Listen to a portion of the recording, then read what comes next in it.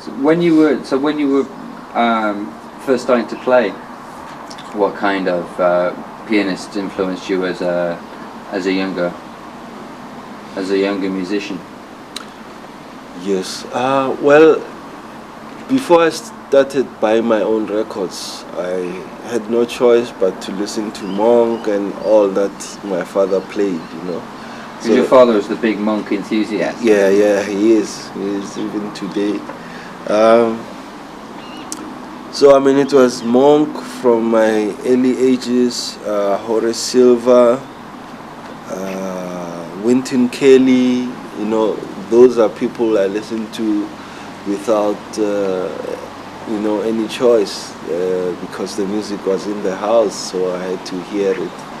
But I appreciated it. But when I started buying my own records, I went on the one person who, for me,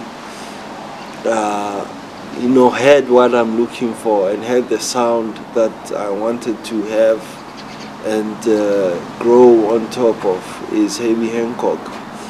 And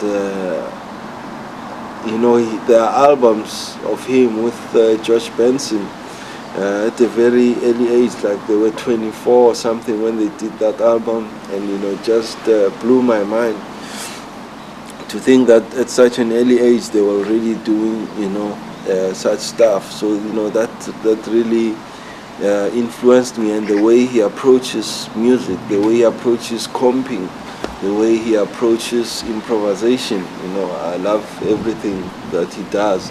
In his experiments, the way he experiments with different styles of music. You have Watermelon Man and Chameleon, which he did, I think, in the 70s or so, and they were his then.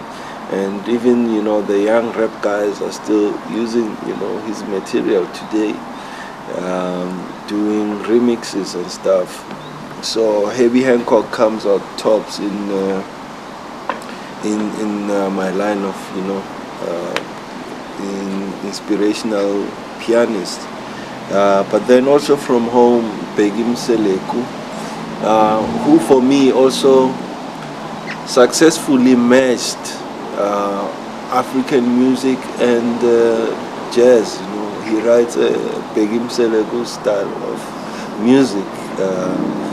Is a very, very special person, also spiritual. He actually left music for about 2 years to go into a Buddhist temple. Spent about 2 years there. See, that's another thing I like.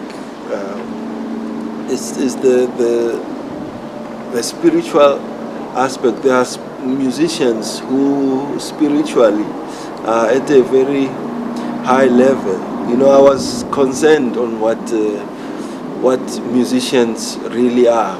Today you find musicians are as much in a business as an accountant or something, because you have to sell records, you have to do that.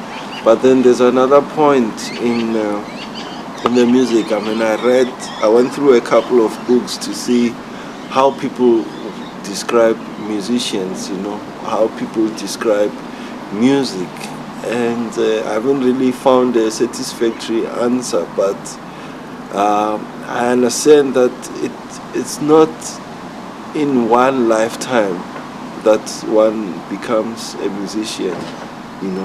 It's like or becoming a master soul. You are born and you heal people. You can do miraculous things. But I think I believe in reincarnation, but not as a continuous thing.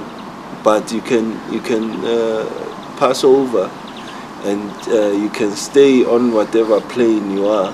But if you want to come back, or you have to come back for whatever reason, you can get the permission to do that. So I feel like musicians, it's not only in one lifetime that you become a musician.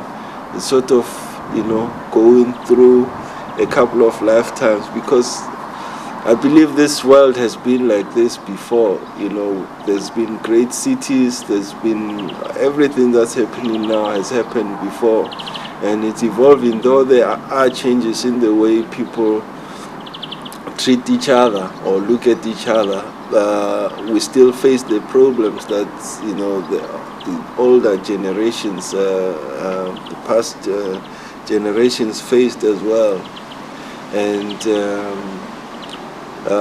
this world may end, and then, you know, maybe this or the earth, you know, like the end of the world the first time with the floods and whatever. It can happen again, but I think people will still be people, you know, and they'll still come back, and we may be given fresh land and fresh water maybe every 500 or whatever years, you know, but we'll keep on coming back. So I find that musicians have a certain spiritual element that comes out through their music, and I find that Bheki Mseleku, somehow I haven't really sat down with him and found out from him, but I feel that he may be able to explain, you know, a lot of things to me. He's a multi-instrumentalist, you know, he plays every instrument, and he doesn't just play it, you know, he can go and he can decide to become a full-time saxophone player or a full-time guitar player or full-time drummer, you know. So I think spiritually he's at a very high level for him to learn all those instruments and master them in this lifetime. To me, tells me that he's been here before, you know, maybe 2-3 times before, I don't know. But yeah, I mean, I love his music, also the way he uses traditional music and fuses it with jazz, and you know, he just brings out a certain element, and in my music as well I try and do the same thing. So it's following in the lines of two people, that's Bheki Mseleku and Heavy Hancock, and then there's Abdullah, who my grandfather reminded me of him, or I don't know, now that he's gone, I think he reminds me of my grandfather, because he used to play that kind of Marabi style, and it's music from a certain era and from a certain age that's been preserved. But Abdullah also is an innovator, you know, in his composition style, and his simplicity. I love his simplicity, and so in that way also it does really influence me. So I can only name those 3 for now, but there are 100 others. As I said, if I hear a good thing, I'll try and work on it, try understand it, and work on it. So there are other influences, but these are the main ones. Yeah.